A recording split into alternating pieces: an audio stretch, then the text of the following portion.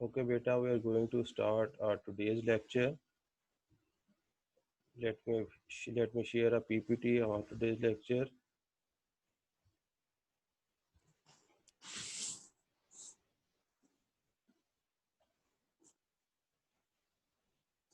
It's our second lecture of this week, and we are going to discuss today strategies to define the problem, understanding a problem, strategies for planning a solution. Last time we had discussed about problem solving. जी, problem solving की कुछ समझ आई थी। आज हम उसकी continuation करेंगे, यानी कि उसको कंटिन्यू भी करेंगे और उसकी आगे एक्सप्लेनेशन भी देखेंगे। तो हम फर्स्ट जी सर। रिकैप कर लेते हैं कि हमने क्या कुछ पढ़ा था, और ताकि आपको अच्छी तरह उसकी अंडरस्टैंडिंग पहुंचे। प्रॉब्लम का हमने क्या डिस्कस किया था? प्रॉब्लम ऐसी अनप्रोसेस्ड आइटम होती थी, अनप्रोसेस्ड काम होता था, यानी जिस पे काम नहीं हुआ। मैंने आपको बताया था आपने पानी पीना है, अब उस पर काम नहीं हुआ, अभी आपने सोचा हुआ है कि मैं पानी पीने जाऊंगी, तो वो एक प्रॉब्लम ही है। लेकिन जब आप पानी पी लेंगी डिफरेंट स्टेप्स को कवर करके, तो आपकी प्रॉब्लम सॉल्व हो जाएगी। आपने अभी होमवर्क नहीं किया, अभी आपने सोचा हुआ है कि मैं होमवर्क करूंगी, तो होमवर्क क्या है करना, एक प्रॉब्लम है, लेकिन आप मुख्तलिफ स्टेप्स के ज़रिए उस प्रॉब्लम को सॉल्व करेंगी, आपका होमवर्क ख़त्म हो जाएगा, आपकी प्रॉब्लम सॉल्व हो जाएगी। तो जो हम काम करना चाहते हैं, जो हमारा प्लान है, जो हम सोच रहे हैं, that is actually a problem. और उस प्रॉब्लम को किस तरह सॉल्व करना है, मैंने आपको बताया था कि उस प्रॉब्लम को हमने डिफरेंट स्टेप्स में कन्वर्ट करना है, छोटे छोटे स्टेप्स में कन्वर्ट करना है। उन स्टेप्स को हमने सॉल्व करना है, तो हमारी प्रॉब्लम भी सॉल्व हो जाएगी। जैसे पानी पीने की मैंने एग्जांपल दी थी, आप जाएंगी यहाँ से कूलर के पास जाएंगी, वहां से ग्लास उठाएंगी, पानी भरेंगी और पी लेंगी, यानी आपने इस प्रॉब्लम को सॉल्व करने के लिए उसको मुख्तलिफ स्टेप्स में डिवाइड कर दिया। और ये भी मैंने कल बताया था कि एक प्रॉब्लम को सॉल्व करने के मुख्तलिफ मेथड्स होते हैं, तो आपने वही मेथड अडॉप्ट करना होता है जो अफोर्डेबल होता है, यानी आपको बेहतर लगता है, जिसमें स्टेप्स कम होते हैं, जिसमें टाइम कम वेस्ट होता है, जिसमें कम खर्चा आता है, तो आप वो प्रॉब्लम को सॉल्व करने का मेथड अडॉप्ट कर लेते हैं। अब प्रॉब्लम सॉल्विंग हमारी वो टेक्निक होती है जिसके ज़रिए हम किसी प्रॉब्लम को सॉल्व करते हैं, उसको हम कहते हैं ये प्रॉब्लम सॉल्विंग मेथड है। अब मैंने आपको कंप्यूटर में भी बताया कि कंप्यूटर में भी मुख्तलिफ प्रॉब्लम आ जाती हैं। जब कंप्यूटर की प्रॉब्लम्स को बात करेंगे, तो हम डिस्कस करते हैं कि जब हम कोई सॉफ्टवेयर डेवलप कर रहे हैं, तो सॉफ्टवेयर डेवलप करना भी एक प्रॉब्लम है।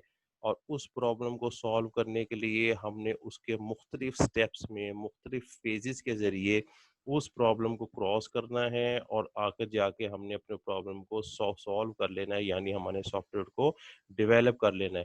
तो कंप्यूटर की प्रोग्राम जो है, प्रोग्रामिंग भी एक प्रॉब्लम है, और उसको सॉल्व करने के लिए मुख्तलिफ फेजेस और सॉफ्टवेयर वो स्टेजेस बताई गई हैं, उन स्टेजेस को हमने फॉलो करना है। अब प्रॉब्लम सॉल्विंग के स्टेप्स मैंने कल आपको बताए थे क्या था। सबसे पहले तो हमें डिफाइन करना चाहिए कि अच्छी तरह कि प्रॉब्लम है क्या। जब आपको अच्छी तरह डिफाइन कर देंगे, तो आप उसके सॉल्यूशन की तरफ जा सकती हैं। तो अगर आपको डिफाइन ही नहीं किया होगा, आपको सही तरह प्रॉब्लम समझ आई नहीं होगी, तो आप उसके सॉल्यूशन की तरफ भी नहीं जा सकते। तो उसको हमने कहा था एक डिफाइंड प्रॉब्लम है। अब डिफाइंड प्रॉब्लम कौन सी थी? जिसमें कोई एम्बिग्विटी, कोई शक शुबा नहीं होता था, हर चीज़ क्लियर होती थी, हर स्टेप्स का पता होता था, हर चीज़ के बारे में हमें इंफॉर्मेशन थी। कोई ऐसी हमारी प्रॉब्लम नहीं थी जो हमें समझ ना आए, उसको हम कहते थे डिफाइंड प्रॉब्लम।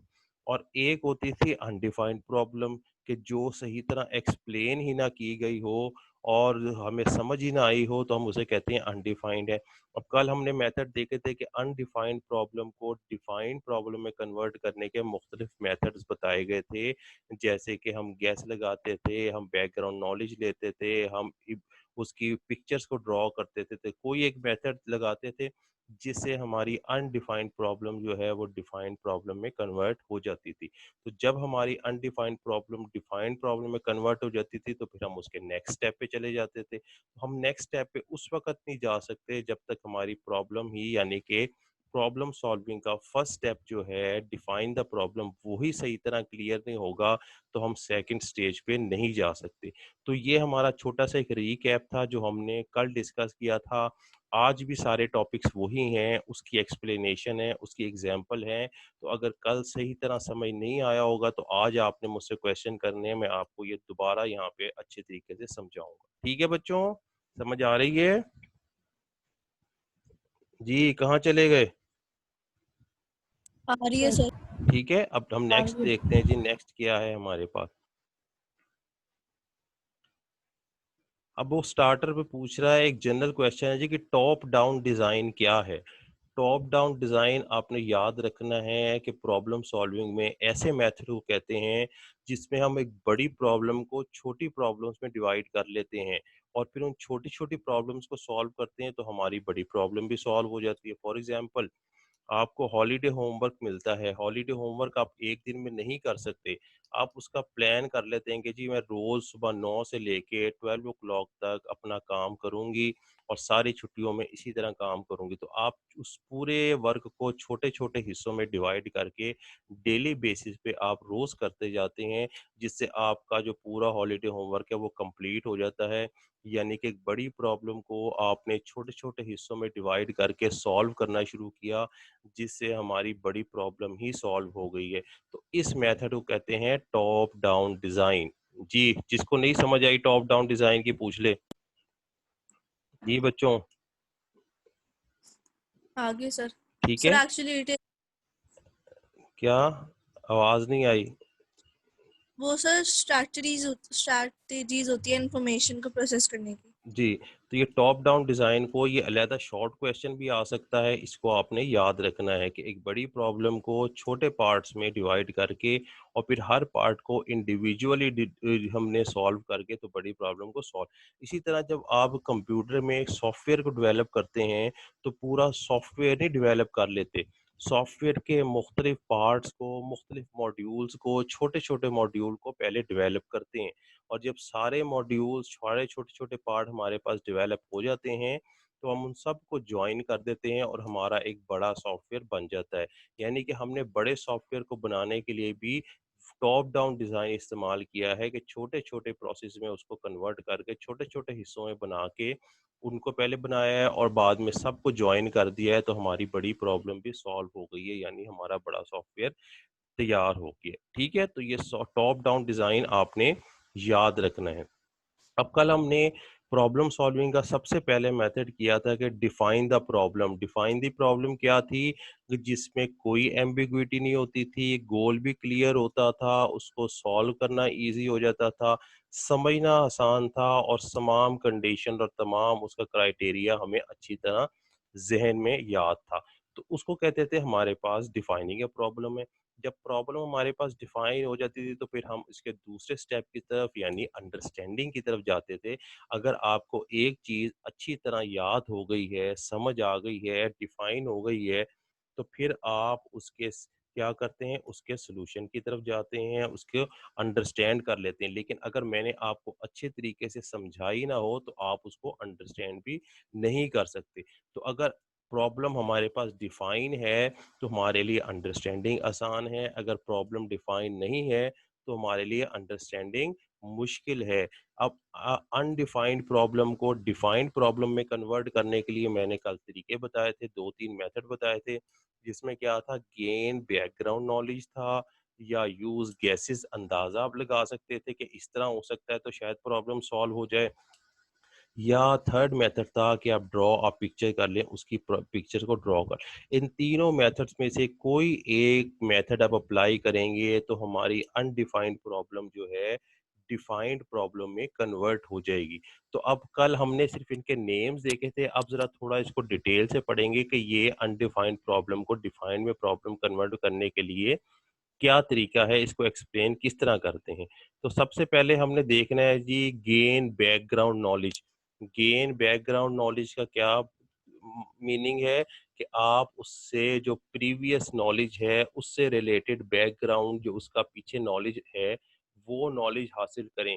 आपने देखना है कि जो प्रॉब्लम आपको क्रिएट की हुई है, जो प्रॉब्लम आपके सामने है, उसके सर्कमस्टांसेस क्या हैं, किन हालात में ये पैदा की गई थी, उन हालात को आपने स्टडी करना है। फॉर एग्जांपल, मैंने कल आपको एग्जांपल दी थी कि मैं आपको होमवर्क दे रहा हूँ, आपने क्वेश्चंस को होमवर्क कॉपी पे करना है, अच्छे तरीके से करना है, उसकी पिक्चर मुझे व्हाट्सएप पे सेंड कर देनी है। ये एक डिफाइंड प्रॉब्लम थी, आपको हर चीज़ क्लियर थी, आपने प्रॉब्लम को सॉल्व कर लिया।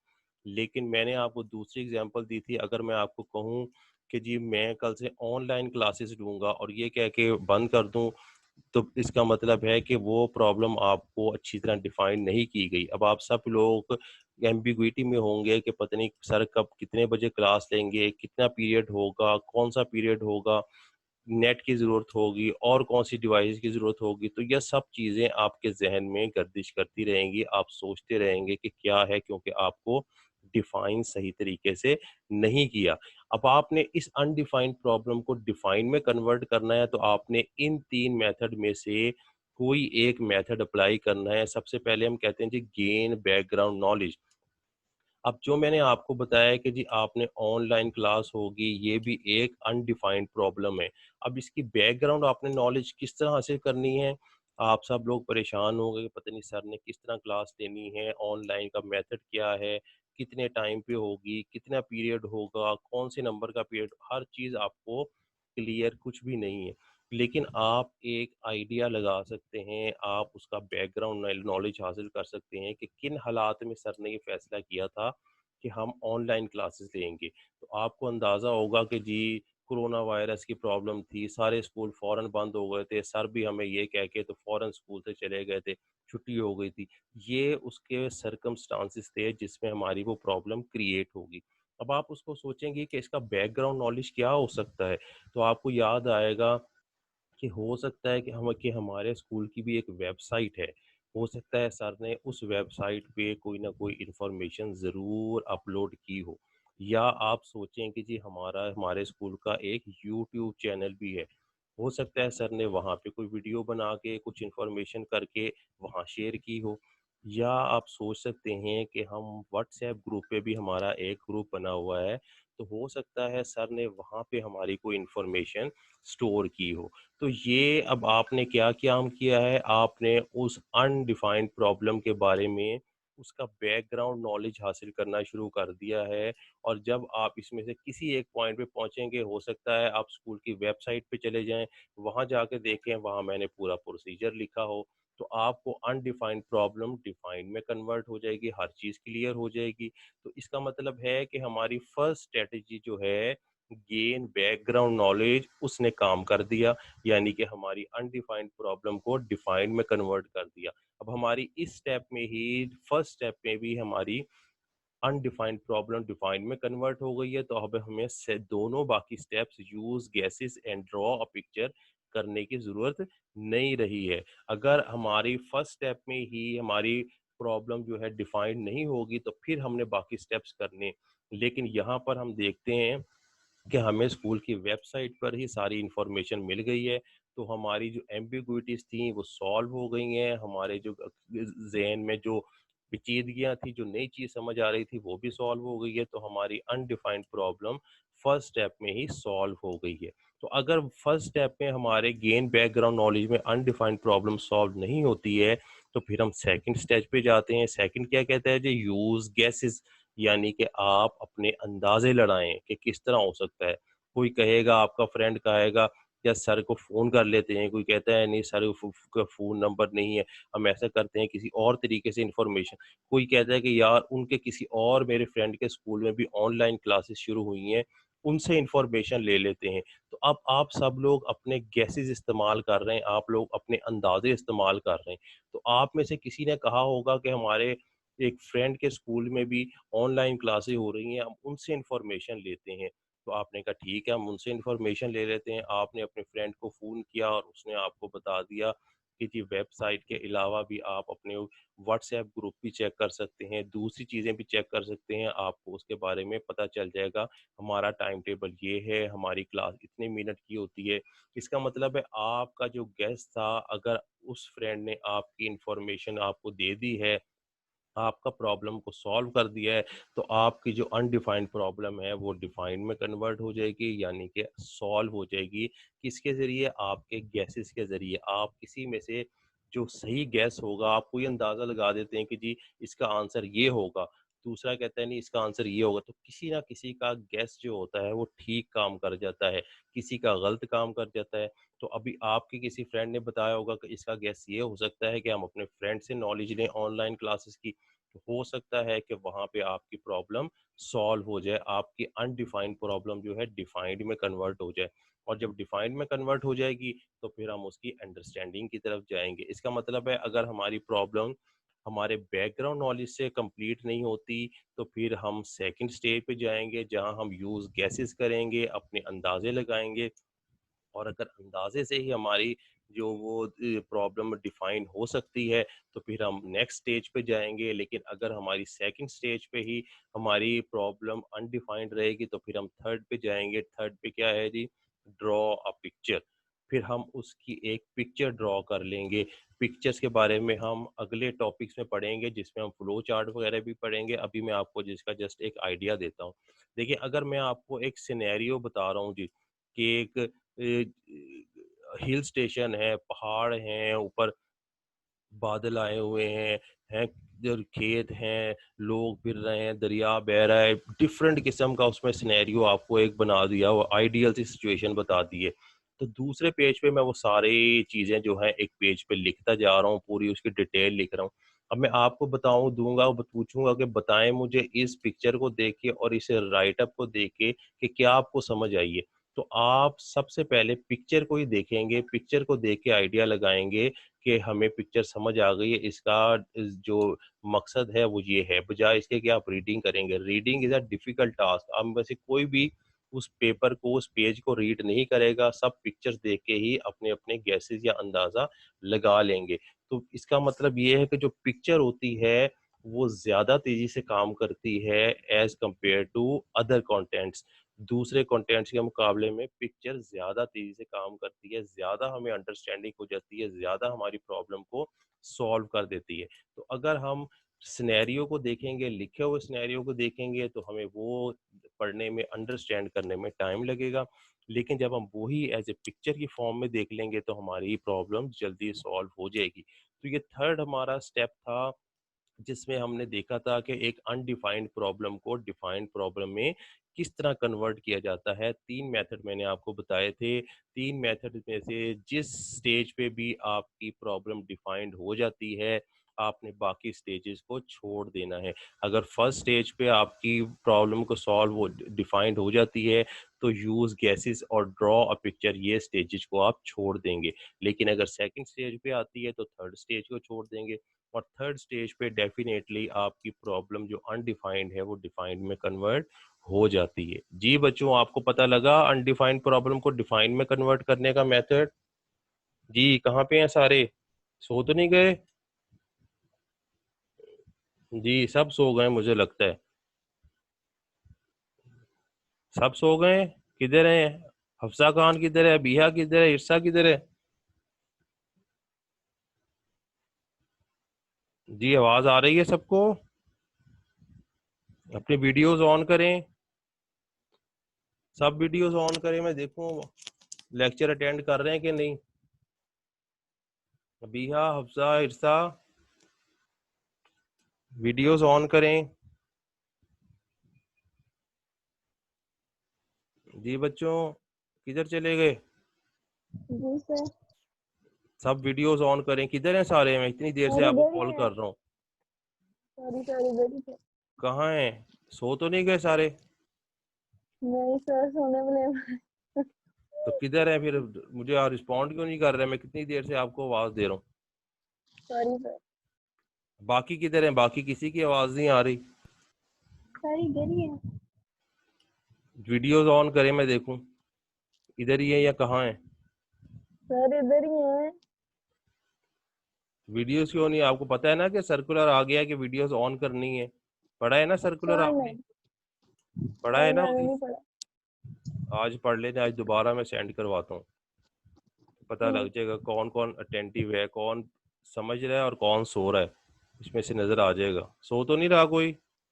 सर सो कैसे सकते हैं टेबल चेयर पे बैठ के? हो सकता है नींद आ गई हो, बहुत ज्यादा आ जाती है वो तो। नहीं सर। वो तो कहते हैं नींद जो है वो उसमें फांसी के फंदे पे भी आ जाती है, सूली पे भी आ जाती है नींद। सर मुझे तो नहीं आती। तो नींद का तो कोई है, नींद तो कहीं भी आ सकती है। बहरहाल ये प्रॉब्लम को पता लगा है अनडिफाइंड को डिफाइंड में कन्वर्ट करने का। 3 मेथड जी। में से आपने कोई एक मेथड लगा लेना है, आपकी प्रॉब्लम जो है डिफाइंड प्रॉब्लम बन जाएगी। और डिफाइंड प्रॉब्लम कौन सी होती है? जिसमें कोई एम्बिग्विटी नहीं होती, हर चीज़ क्लियर होती है, सारे प्रोसेसेस का पता होता है, सारे स्टेप्स का पता होता है, और हर चीज़ जो है अच्छी तरह हमें समझ आ जाती है, उसको हम डिफाइंड प्रॉब्लम। तो इन मेथड्स को आपने अच्छी तरह समझ लेना है। नेक्स्ट देखते हैं हम, नेक्स्ट हमारे पास क्या है। जब प्रॉब्लम हमारे पास डिफाइंड हो गई है, समझ आ गई है सब कुछ, तो सेकंड स्टेप पे हम जाएंगे अंडरस्टैंडिंग द प्रॉब्लम। फिर हमारे लिए अंडरस्टैंड करना इजी हो जाएगा। कल मैंने आपसे पूछा था कि a प्लस बी का आंसर क्या है, तो आप सब लोगों ने अजीब अजीब से आंसर दिए थे, लेकिन a प्लस बी का आंसर नहीं हो सकता, क्योंकि ये हमने प्रॉब्लम अच्छी तरह आपको डिफाइन ही नहीं की। लेकिन जब सेकंड स्टेज पे आप जाएंगे, आप देखेंगे कि a इज इक्वल टू 2 है, b इज इक्वल टू 3 है, देन a प्लस बी। इसका मतलब है अब प्रॉब्लम डिफाइंड है, मैंने a को 2 वैल्यू दे दी है, b को 3 वैल्यू दे दी है, और a प्लस बी का आप आंसर निकाल सकते हैं। इसको मैं कहता हूँ डिफाइंड प्रॉब्लम। जब डिफाइंड प्रॉब्लम हो गई है, तो आपके लिए अंडरस्टैंड करना भी आसान हो गया है, आप इसका मुझे आंसर दे सकते हैं, ठीक है ना। और मैंने कल बताया था कि कोई रिडल है या कोई पजल है, तो अगर मैं आपको पजल दूं तो उसको सॉल्व करने के लिए पहले आपको क्या करना पड़ेगा? अंडरस्टैंड करना पड़ेगा। और अंडरस्टैंड करने से पहले क्या है, मैं आपको अच्छी तरह उसके बारे में डिफाइन करूंगा कि ये जो रिडल है या पजल है किस तरह सॉल्व होना है। आप उसको अंडरस्टैंड करेंगे, और जब अंडरस्टैंड कर लेंगे तो उसको सॉल्व कर लेंगे। इसका मतलब है डिफाइनिंग के बाद अंडरस्टैंडिंग जो है वो सबसे इम्पोर्टेंट फैक्टर है। अगर प्रॉब्लम की अच्छी तरह अंडरस्टैंडिंग हो गई है, तो उसे हम कहेंगे कि हमारे पास तकरीबन सॉल्यूशन जो है हाफ प्रॉब्लम सॉल्व हो गई है, कि हमें प्रॉब्लम की अच्छी तरह अंडरस्टैंडिंग हो गई है। और कल मैंने अंडरस्टैंडिंग या एनालिसिस में बताया था कि 5 डब्ल्यूज आते हैं। 5 डब्ल्यूज क्या हैं जी? जी, what, who, when, where, why.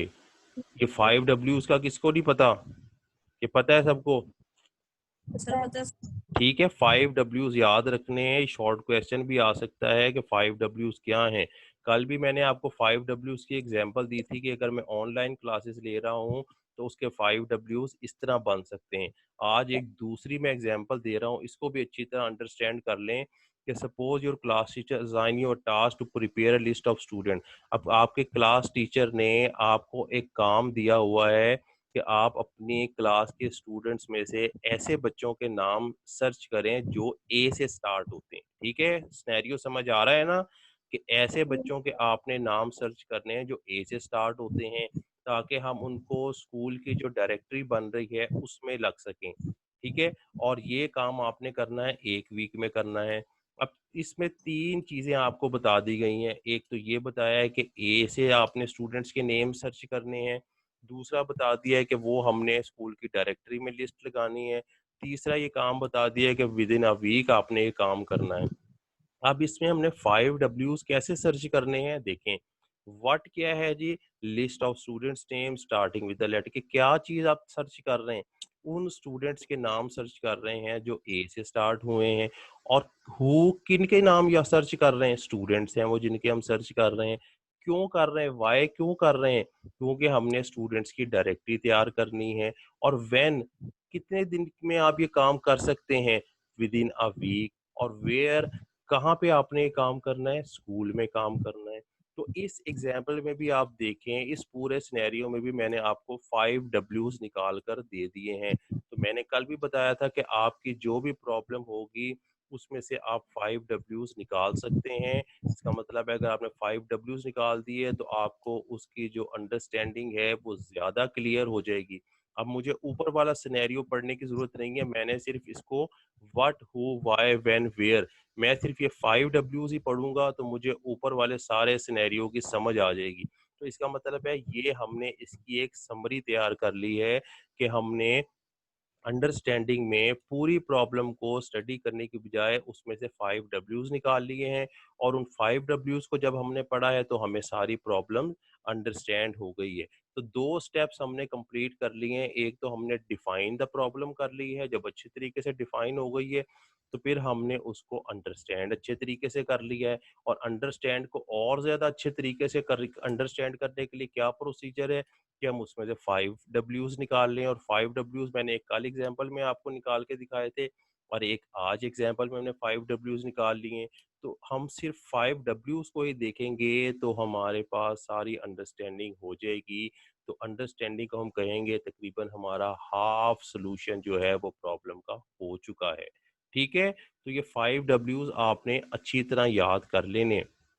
Next देखिए हमारे पास क्या है, जब हमने डिफाइन कर लिया, आपको समझ आ गई, इस अंडरस्टैंडिंग हो गई, तो अंडरस्टैंडिंग के बाद फिर आप उसको सॉल्व करने के बारे में प्लान करना शुरू कर देते हैं कि किस तरह प्लान करेंगे। और प्लानिंग के मैंने कल आपको कुछ मेथड्स बताए थे, जिसमें डिवाइड एंड कॉन्कर था, गेस चेक इम्प्रूव था, एक्ट इट आउट और प्रोटोटाइप था।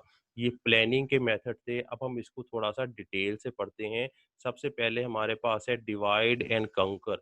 डिवाइड एंड कंकर का मैंने अभी आपको बताया है कि इसका दूसरा नाम है टॉप डाउन डिज़ाइन। और टॉप डाउन डिज़ाइन क्या था कि बड़ी प्रॉब्लम को छोटी प्रॉब्लम्स में डिवाइड करके छोटी छोटी प्रॉब्लम्स को सॉल्व किया जाए तो हमारा सलूशन निकल आता है। इसको दो नाम दिए हुए हैं, एक टॉप डाउन डिज़ाइन भी कह सकते हैं या इसको डिवाइड एंड कंकर रूल भी कह सकते हैं, यानी कि तकसीम करो और फतह कर लो।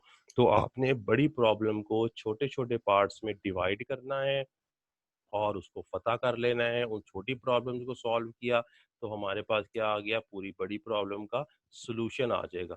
तो इसके दो नाम हैं, याद रखना है, ये इंपॉर्टेंट है। ये शॉर्ट क्वेश्चन में बहुत दफ़ा पूछा जा सकता है कि टॉप डाउन डिज़ाइन क्या है या डिवाइड एंड कंकर रूल क्या है। तो ये दोनों आपने नाम याद रखने। और इसमें हम क्या करते हैं, एक बड़ी कॉम्प्लिकेटेड प्रॉब्लम को छोटे छोटे सिंपलर प्रॉब्लम्स में सॉल्व कर लेते हैं और उन प्रॉब्लम को सॉल्व करते हैं, हमारी बड़ी प्रॉब्लम भी सॉल्व हो जाती है। तो सेकंड स्टेप है हमारे पास guess check and improve. Guess का मतलब क्या है कि आपने अंदाज़ा लगाना है। मैं आपसे कोई पूछूं जी, दो तीन नंबर दे दूं कि 24 plus 34 plus 28 minus 28 divided by 7 is equal multiply by 6, इसका आंसर क्या होगा? तो हर एक ने अनइंटेंशनली तौर पर जल्दी से जवाब देना है, अपना गैस लगाना है। कोई कहेगा 120 आया है, कोई कहेगा जी 30 आ रहा है, कोई कह रहा है जी 140 आ रहा है। तो सब अपने अपने अपने गैस लगाने हैं। अब आंसर गैस किसका सही होगा, मैं आपकी उन वैल्यूज को चेक करूंगा। अगर चेक करके आपका आंसर सही आया तो इसका मतलब है आपका गैस सही काम कर गया है।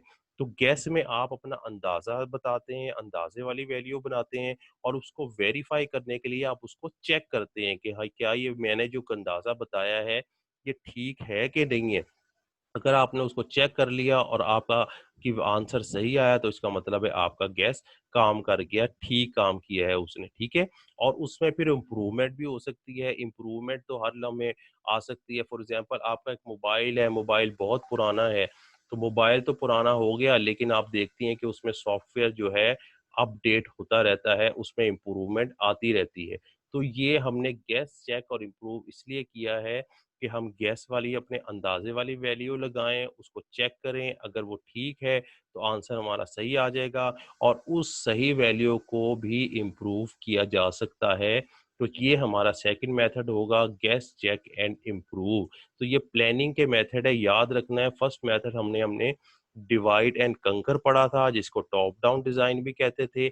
सेकंड हमने गैस चेक और इम्प्रूव पढ़ा था कि आप अपनी गैस वाली वैल्यू लगाएं और उसको वेरीफाई करने के लिए चेक करें कि ये वैल्यू मैंने सही बताई है, क्या ये ठीक है कि नहीं। अगर आपने चेक किया, आंसर सही आया, तो इसका मतलब है आपका गैस सही हो गया। और फिर उन वैल्यूज़ में इम्प्रूवमेंट भी हो सकती है कि आप उस प्रोसेस को और इम्प्रूव करें। और इम्प्रूवमेंट का प्रोसेस हमेशा चलता रहता है, कभी भी स्टॉप नहीं होता किसी भी फील्ड में, ठीक है। तो ये हमारा सेकंड मेथड है। अब third cheese act it out. Act it out क्या है, टू डू लिस्ट, यानी कि एक आप एक लिस्ट बना लेते हैं कि मैंने इस प्रॉब्लम को इस तरह सॉल्व करना है। नंबर 1 पे ये काम करना है, नंबर 2 पे ये करना है, नंबर 3 पे ये करना है। अपने पानी वाली मैंने एग्जांपल दी है, नंबर 1 पे आपने चल के जाना है, नंबर 2 पे आपने ग्लास उठाना है, नंबर 3 पे आपने कूलर ओपन करना, नंबर 4 पे आपने पानी डालना है, नंबर 5 पे पानी पी लेना है। तो ये एक एक्ट इट आउट यानी कि टू डू लिस्ट है, आपकी प्लानिंग है अपने काम करने की, यानी पानी पीने की जो प्लानिंग आपने बनाई हुई है उसकी आपने एक टू डू लिस्ट बना ली है कि एक्ट इट आउट लिस्ट उसको भी कहते हैं, टू डू लिस्ट भी कहते हैं। तो इस लिस्ट के ऊपर जब आपने उन स्टेप्स के ऊपर अमल किया है तो आपकी प्रॉब्लम सॉल्व हो गई है। तो थर्ड हमारे पास ये है। और फोर्थ है जी प्रोटोटाइप पिक्चर, जो मैंने बताया कि हम उसमें फ्लो चार्ट में एक्सप्लेन करेंगे। तो प्रोटोटाइप मीन पिक्चर ड्रॉ करना। आप अपनी प्रॉब्लम्स की पिक्चर भी ड्रॉ कर सकते हैं और उसके कंपोनेंट्स मुख्तलिफ बना सकते हैं, और जब अगर प्रॉब्लम आपको पूरे पिक्चर्स के जरिए अंडरस्टैंड हो गई तो आपका सोल्यूशन जो प्लानिंग है वो प्रोसेस कंप्लीट हो जाएगा। तो ये 4 प्रोसेसेस आपने याद रखने हैं।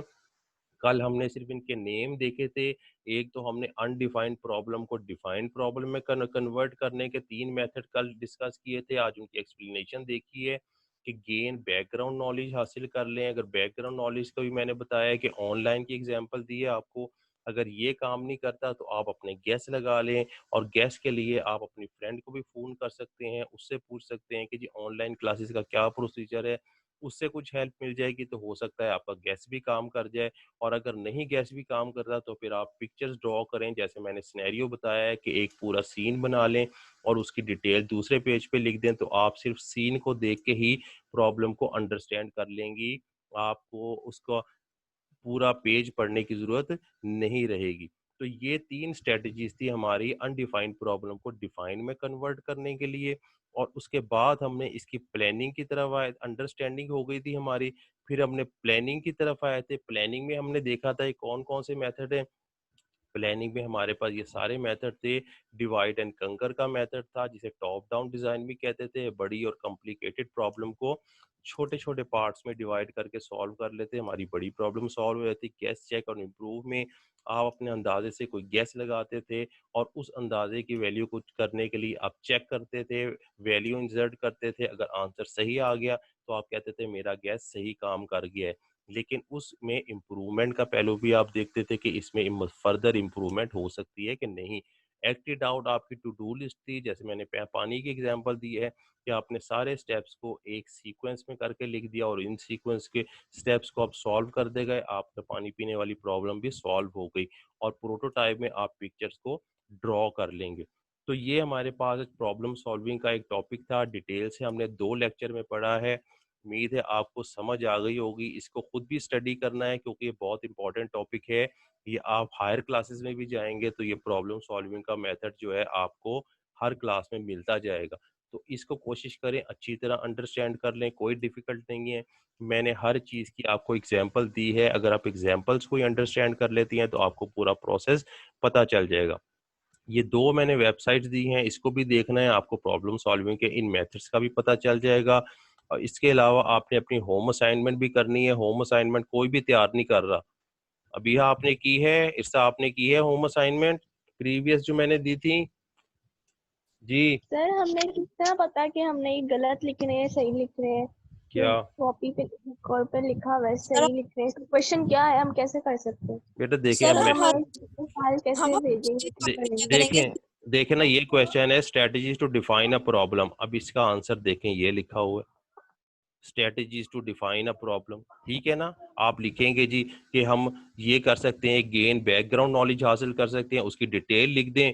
यूज कैसे कर सकते हैं, उसकी डिटेल और एग्जांपल लिख दें। ड्रॉ पिक्चर, उसकी डिटेल लिख दें, एग्जांपल लिख दें। आपका क्वेश्चन सॉल्व हो गया। इसमें क्या प्रॉब्लम है? सर आप हमें एक पीडीएफ फाइल सेंड कर देना जिसमें सारे क्वेश्चन बेटा मैंने आंसर्स बताया ना कल कि मैं अभी हम उस पर पहले से। काम काम कर रहा हूँ, ठीक है ना?